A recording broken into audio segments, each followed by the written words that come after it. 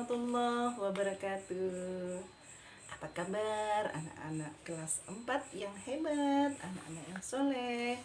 Yuk kita lanjut ya. Kita masih melanjutkan belajar tentang Isra Mi'raj. Oke, baca doa dulu yuk.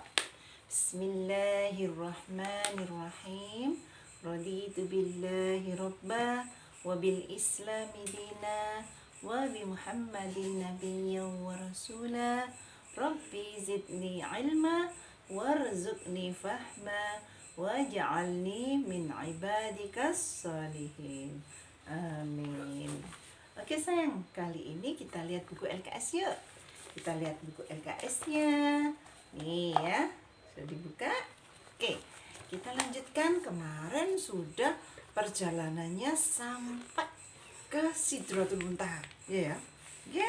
Tuh dia sudah cerita sampai di situ. Oke, sekarang kita lihat yang halaman 24. Oke, sudah lihat sih? Sudah. Oke. Halaman 24 yaitu peristiwa di Sidratul Muntaha. Oke. Di sana di alinea pertama ya. Puncak dari peristiwa Isra Mi'raj itu bertemu tempat arsy, diletakkan malaikat yaitu tempat Allah. Nah, waktu itu malaikat Jibril nggak bisa naik sampai ke atas sayang. Nah, disitulah diturunkannya Allah langsung mewahyukan kepada Rasulullah surat Al-Fatihah dan surat Al-Baqarah ayat yang terakhir 285-286. Coba kalian lihat, nanti bisa dilihat ya, 285 dan 286. Wah, berarti surat Al-Fatihah itu sangat spesial. Makanya anak-anakku kalau lagi sholat ini ya, kalau lagi sholat ini nggak boleh sayang ketika yang paling penting ini ketika baca surat Al-Fatihah ya, nggak boleh toleh, nggak boleh. Justru surat Al-Fatihah itu surat yang sangat istimewa. Kalau surat yang lain itu diwahyukan lewat Jibril, terus ada yang langsung ke hati Rasulullah ya. Ada Rasulullah seperti tidur ada bunyi gemerencing gitu. Ada seperti mimpi kadang-kadang. Ada di beberapa cara Rasulullah menerima wahyu. Nah, surat Al-Fatihah itu enggak. Sama surat Al-Baqarah ayat yang terakhir, 2 ayat yang terakhir.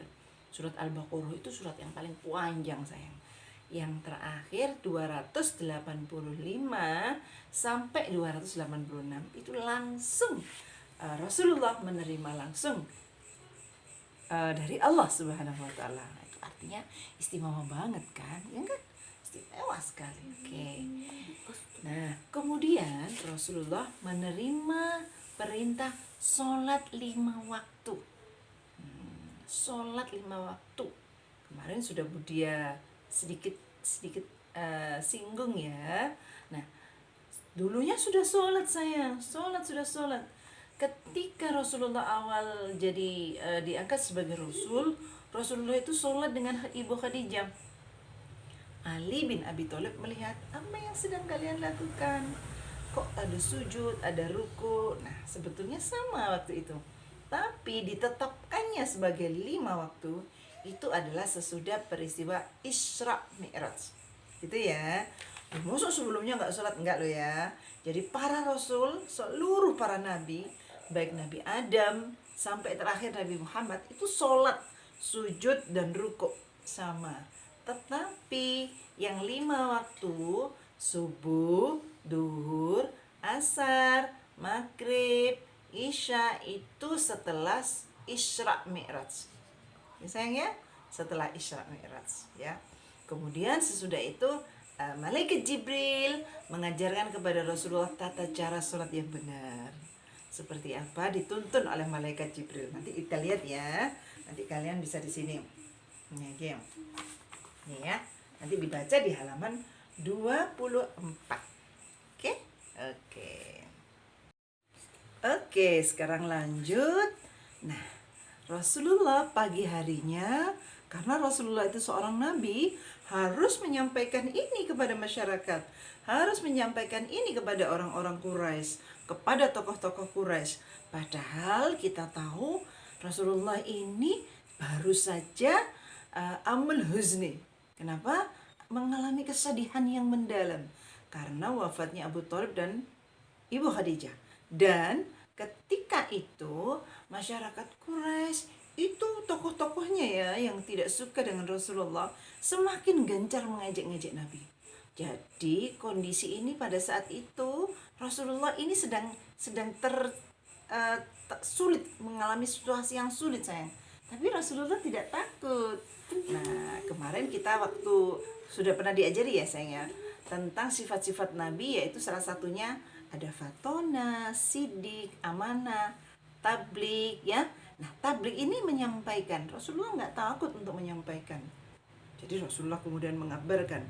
Pas bertemu dengan Abu Jahal, Rasulullah juga menceritakan secara detail semuanya. Bahwa baru saja aku tadi malam dari Baitul Maqdis, kemudian dari Masjidil Haram ke Baitul Maqdis, kemudian ke Sidratul Muntaha.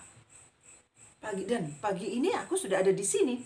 Abu Jahal bilang, kalau misalnya aku kumpulkan ini orang-orang Quraisy, kamu berani nggak mengatakan itu semua, wahai Muhammad? Iya, berapa apa? Rasulullah tidak takut sayang, karena Rasulullah benar. Kalau kita benar, pasti kita tidak takut mengatakan sesuatu, iya kan? Nah, kemudian dikumpulkanlah semuanya orang-orang Quraisy. Wah, Abu Jahal seneng banget. Yes, ini saatnya. Pasti Islam ini pasti sudah selesai, tamat ini. Sebentar lagi banyak orang yang nggak akan percaya. Bayangkan kalau naik onta perjalanan ke Baitul Maqdis 1 bulan, balik pulang lagi ke Mekah 1 bulan. Ini kok semalam? Sudah pasti ini Muhammad ini pasti bohong. Itu sayang. Wah, Abu Jahal senang banget ini. Terus dikumpulkan, kemudian diceritakan. Nah, di sana itu ada yang namanya Walid bin Mughirah. Walid bin Mughirah itu pedagang yang paling sering banget sayang. Sering banget ke Syam, sering banget ke Palestina. Nah, ketika sesudah ditanyakan, diceritakan oleh Rasulullah, mereka bilang, ayo ceritakan kepadaku, apa ciri-ciri, berapa pintunya, jendelanya warnanya apa, hadap mana. Ketika Rasulullah tidak berbicara, tiba-tiba Allah menampakkan Masjidil Haram persis seperti di depan mata Rasulullah. Sehingga Rasulullah menceritakannya persis, kubahnya seperti ini, pintunya ada berapa, jalannya seperti ini, jendelanya seperti ini, menghadap itu, semuanya detail dijelaskan oleh Rasulullah. Sehingga Walid bilang, sungguh dia itu tidak kurang dan tidak menambah. Seperti itulah kondisi Masjidil Aqsa. Padahal Rasulullah nggak pernah ke sana. Seluruh orang Mekah tahu Rasulullah itu tidak pernah ke Masjidil Aqsa. Tapi mereka nggak percaya. Mereka bertanya lagi, "Bos, apa bukti yang lain?" Kemudian Rasulullah bilang, kemarin ketika aku sedang melintas, itu ada rombong kafilah dagang yang ontanya itu ada 2 titik putih. Onta itu berlari cepat karena ketakutan. Karena Rasulullah melewati dengan Jibril dengan kendaraan buruk.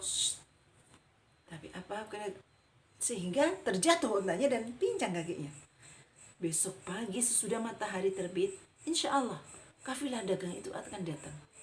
Nah, ini nih, kalau sampai Nabi Muhammad bohong, sudah mereka orang-orang Quraisy akan senang merasa bahwa mendapat kemenangan, ya kan? Nah, esok harinya seluruh kota Mekah itu menunggu di pinggiran kota. Nunggu.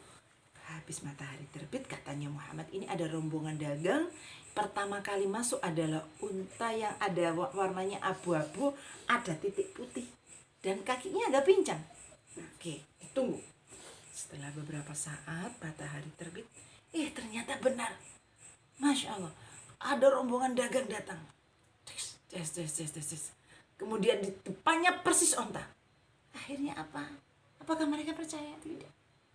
Mereka tetap ingkar. Mereka tetap tidak percaya.